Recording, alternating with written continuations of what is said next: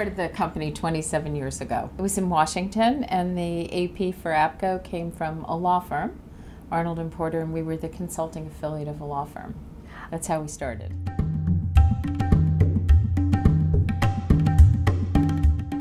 We have about 700 employees. We're in 20 countries, 31 offices, mostly just done from scratch, and we're not affiliated with, we're independent, we're a majority woman-owned firm, and we have about 70 people in our firm, men and women, who are shareholders.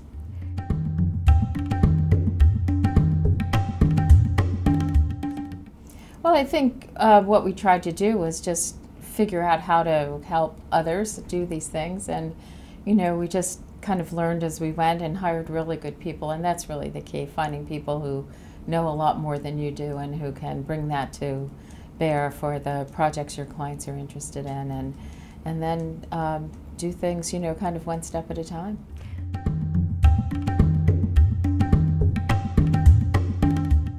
Well, before I started APCO, I also ran an NGO for 14 years. I'm still on the board of that organization. It's for high school students to help them find their voice. It's called the Close-Up Foundation.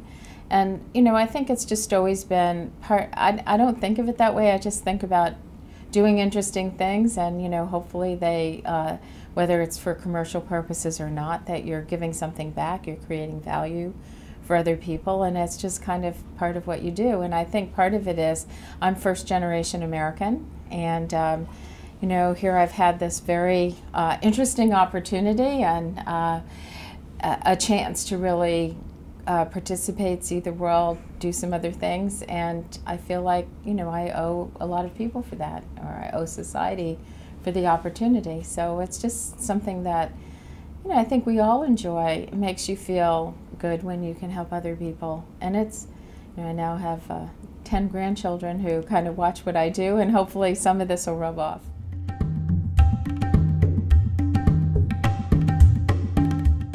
No, I think the point of it is, in a way, that you want to do things in life where you feel good about what you do, but whether they're for commercial reasons or not, you're doing good and doing well. And I think if you can make those things fit in harmony, and this is kind of what we tell the companies too that get involved, is that don't just do it because it makes you feel good, have good business reasons. That's what ultimately makes it sustainable, because then you can make a business case, but you can do the things that make a difference to society.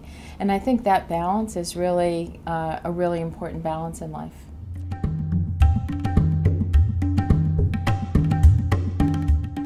I think the reason that you have companies at all different levels is you have all different cultures, all different stages of development. And what we've always done from the very beginning, 27 years ago, was to try to have companies think about anything they do in terms of their own corporate giving programs to be things that fit with what their business purpose is. Because if you can create that connection, then you have a sustainable way of engaging in corporate responsibility or corporate programs outside.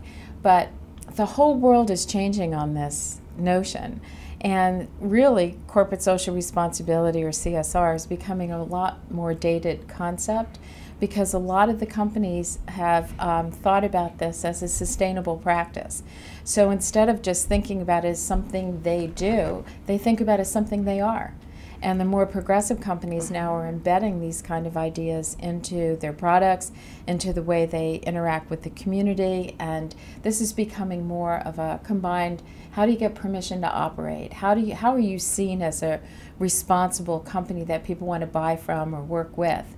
And so it's really become, I think, very elevated in the C-suite, and the way in which people look at this is quite different now.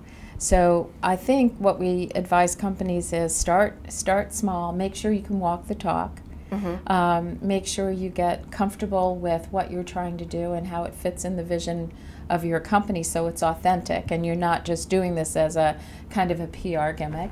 And then how do you come up with that unique way you contribute to society? And it's a great motivator for your employees, it's great for your customers, it's great for society, so everybody wins if it's done right.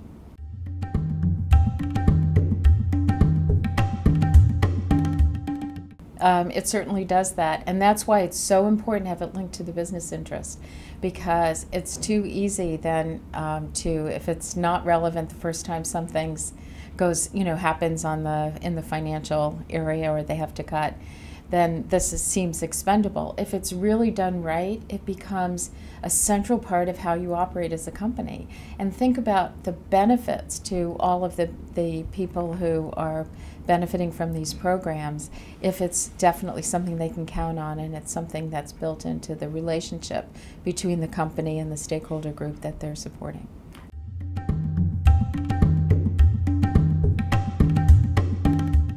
This is our 4th year at CGI, and it's, I think that what CGI is about is having people be able to commit to things that help change the world, and that build on their own expertise.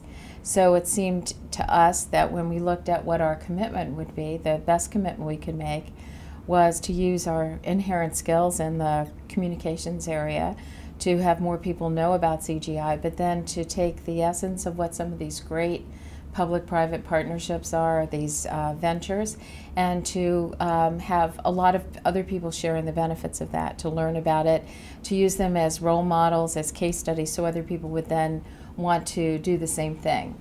And I think for people who are here, who are really come with their heart, that also giving them a chance to talk about what they're doing and getting some visibility for it helps them go back and make the case to do it again, because it's good for business, it's good for them.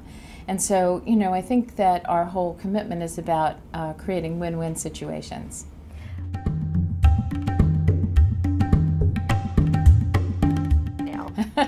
Well, those people would be working anyway.